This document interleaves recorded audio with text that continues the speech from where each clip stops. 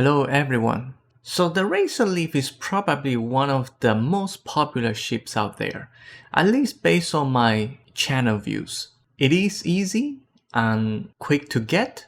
I did a video already at the beginning, but at that time I was a newbie myself in the game.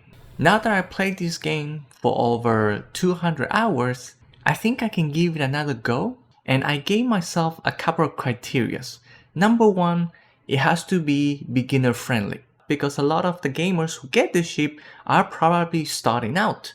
The second criteria is to keep it sensible when it comes to the cost. So I managed to get it around 50,000 credits, which I think it is pretty doable even at the beginning of the game. My last criteria is to make quality of life improvements for a better gaming experience. That being said, I'll give you guys a quick overview first of the ship, then I'm gonna take it apart to show you guys all the parts that you need, and then I show you guys the interior and why I chose certain parts. Let me give you guys a quick overview. We increased pretty much all the numbers. To me, one of the most important things at the beginning of the game was cargo space. A few hundred cargo space was not enough. 1,400 is probably better. It will allow you to hold as much as you can until you progress and get better free ships. I also increased the max crew. The reason is because you do want to have some companions in your ship. Like for example, Sam Cole. If you have Sam, you get an extra power in engine. Like for example, I show you here, the green bar that is there under engine, that is Sam Cole. And then another thing that is very important is jump range. When you use a ship that doesn't have enough jump range, you do a lot of stops if you want to try to go to a planet that is far on the right hand side. So jump range will kind of just give you better gaming experience. At 24 will pretty much get you there, or at least close. Mobility I think came down. I forgot if it was 100 or 90 or something like that, but now with all that cargo space we're still in the 90, so that's pretty good. The top speed is still the same, and the mass of course went up because of all the changes. And also, for those who are wondering, even though I made a lot of changes, this is still being recognized in the game as the Mantis ship. Okay, so I broke it down into layers and I show you guys the parts, the things that I changed, the things that I kept the same. I'm gonna start with the top layer. We have a hub, the 2x1 from Straw. This is the science lab. It is mostly so you have the research station as well as pharmaceutical station available in your ship. I don't use it a lot, which is why I put it at the top. This is still the same from the original Razorleaf.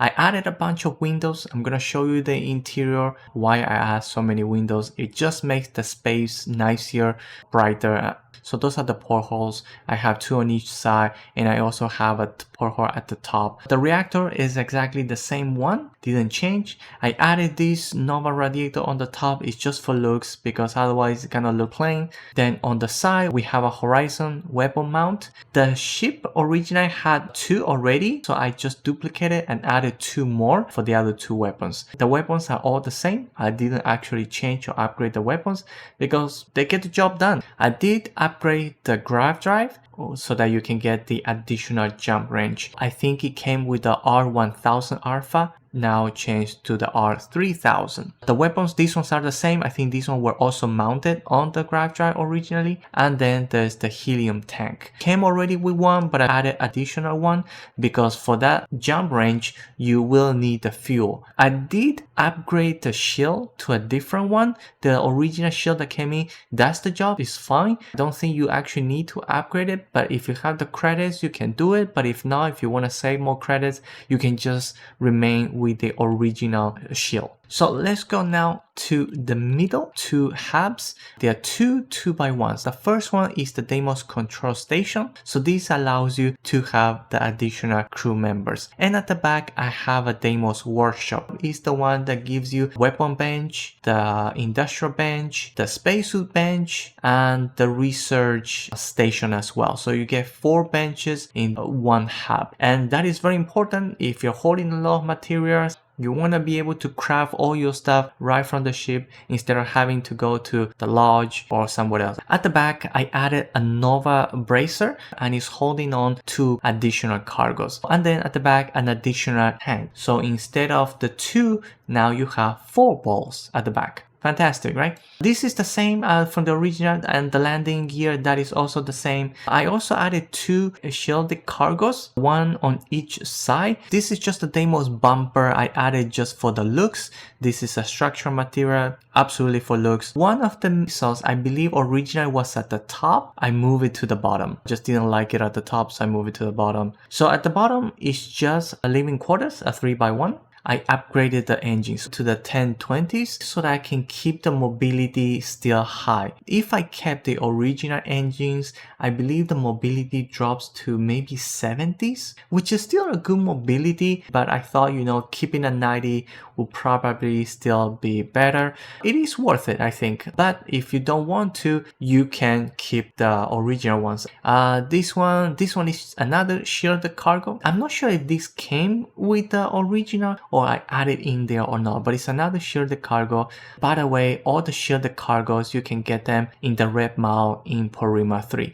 This is another major change. Originally, the landing bay was at the back, and I don't like to go in from the back. I like to go in from the front because everywhere you land, the destination is going to be in front of you. So just having to turn around from the back, I wasn't having it, which is why I changed the landing bay and moved it to the front. And I specifically chose this one because it allows you to attach landing gears on the side. I also changed the landing gear. You don't have to. I only changed them really solely for the looks. I just like this one more. I also added this one, which is exactly the same, but just a different variant. I just felt that the place was a little too empty, so I wanted to add something, so I added 2 more landing gears. I also put some portholes underneath, and I'll show you later why when we go to the inside. It's just for the view. Okay, and so it's pretty simple, not a lot of parts, and now we can just put it together. You know, I highlight them. Obviously, when you do it, you will be doing it part by part, and everything just perfectly aligns at the back, just from top to bottom. So it is longer. I almost forgot. So for the landing bay, you do have to go to a Hope Tech shipyard as well as this landing gear. So this is just a quick look at how the ship looks in game. I think it still looks really good. It's still the Mantis ship, still recognized as the Mantis ship when you fight pirates and things like that. So all that is good. I think it looks pretty nice. And the fact that now you can just come out and go straight ahead, just a quality of life improvement. So the first one here, this is the workshop, where you have all your benches, weapon, spacesuit, industrial, everything's here. So at the bottom is where the living quarters is. When you come out from the landing bay, you have the workshop right there. And this is the control station.